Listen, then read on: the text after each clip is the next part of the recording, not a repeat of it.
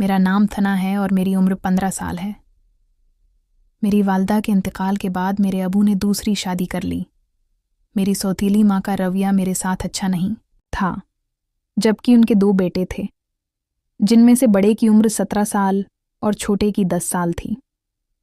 मेरे सौतीले भाई मेरे साथ बहुत अच्छे थे और हमारा रिश्ता सगे बहन भाइयों जैसा था। लेकिन मेरी सौतीली माँ अक्सर मुझ पर तशद्दुद करती और गालियां देती थीं।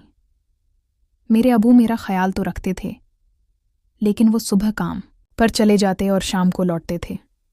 उनकी गैर मौजूदगी में मेरी सौतीली माँ मुझ पर बहुत जुल्म करती थी। एक दिन जब मैं कॉलेज से वापस आई तो मेरे दोनों भाई घर पर थे और मेरी सौतीली माँ उनके साथ कमरे में सो रही थीं। दोपहर के तकरीबन 2 बज रहे थे और गर्मी शदीद थी।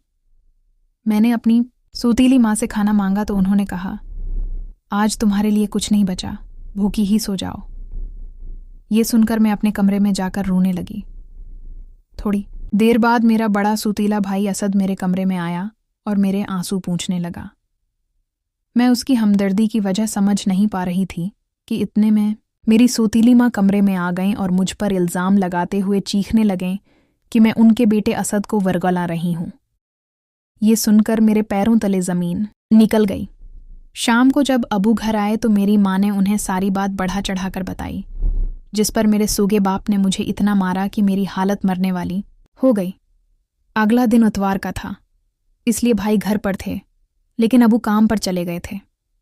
मेरी सौतीली माँ छोटे भाई को लेकर अपने भाई मेरे सौतीले मामों के घर चली गई। घर पर मैं और असद भाई अकेले थे। मैं असद भाई के साथ खेलने लगी क्योंकि मुझे दुनिया की ऊंच नीच की समझ नहीं थी। खेलते खेलते असद भाई ने कहा कि आओ हम दोलहा दुल्हन का खेल खेलते हैं। मुझे नहीं मालूम था कि इस खेल में क्या होता है। असद भाई ने खेल में मुझसे शादी की और मुझे अपने कमरे में ले गए। मैं उनके इरादों से बेखबर खुशी खुशी उनके साथ चली गई। कमरे में जाकर असद भाई ने कहा कि दूल्हा दुल्हन शादी की रात को कुछ खास करते हैं, और यह कहकर वो मेरे करीब आने लगे। मैं थोड़ा दूर हुई तो वो फिर मेरे पास आ गए और कहने लगे कि शर्माओ मत। उसके बाद उन्होंने मेरे साथ छेड़छाड़ शुरू कर दी। जिंदगी में पहली बार मेरे साथ ऐसा हो रहा था, इसलिए मैं नावाकिफ थी। आहिस्ता आहिस्ता मुझे उनकी हरकतें अच्छी लगने लगीं और मैंने भी उनकी बात मान ली।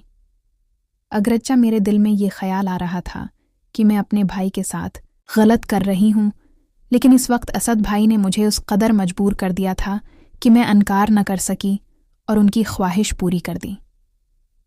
आस वाक़ये के बाद मुझे असद भाई की आदत सी हो गई और मैं हर वक्त उन्हें अपने पास देखना चाहती थी। लेकिन मेरी सौतीली माँ का मंसूबा कुछ और ही था। वो मुझे और असद को एक साथ पकड़वाकर मेरी शादी करवाना चाहती थी, ताकि मैं हमेशा के लिए इस घर और उनकी नज़रों से दूर हो जाऊं। एक दिन जब अबू काम से छुट्टी पर थे और अम्मी भी घर पर थीं, असद मेरे कमरे में आए और मेरे साथ वही सब करने लगे। मैं तो पहले ही इस सब की आदी थी, इसलिए मैं खामोशी से उनका साथ दे रही थी। इतने में मेरी सौतीली माँ ने अबू को बुला लिया और वो हमारे सर पर आ खड़े हुए। अबू ने मुझे और असद को इस हालत में देखा तो गुस्से से मुझे मारना शुरू कर दिया।